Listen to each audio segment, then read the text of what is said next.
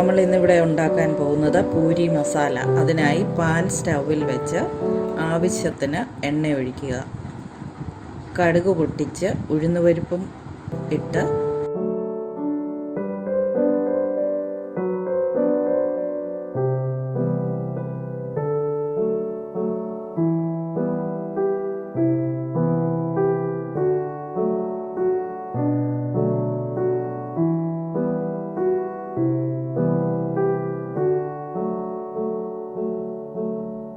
മൂത്തതിന് ശേഷം വെളുത്തുള്ളിയും പച്ചമുളകും ചേർത്തതിന് ശേഷം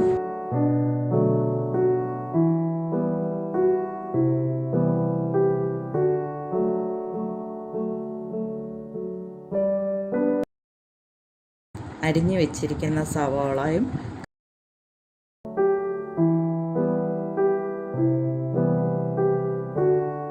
കരിവേപ്പിലയും ചേർക്കുക. ആവശ്യത്തിന് ഉപ്പിട്ട് മഞ്ഞൾപ്പൊടി നടുക്കായി ഇട്ട് മൂപ്പിക്കുക. അത് ഈ കറിക്ക് കൂടുതൽ കളർ കിട്ടുന്നതിന് വേണ്ടിയാണ്.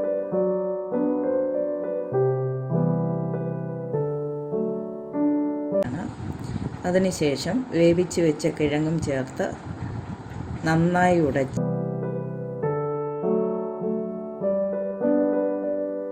ഗ്രേവിക്ക് ആവശ്യത്തിന് ഉള്ള ചൂടുവെള്ളം ചേർത്ത് എടുക്കുക. ക്വാണ്ടിറ്റി കൂടുതൽ ആവശ്യമുള്ളവർ ചേരുവകളിൽ വ്യത്യാസം വരുത്തിയാൽ മതി. Thank you.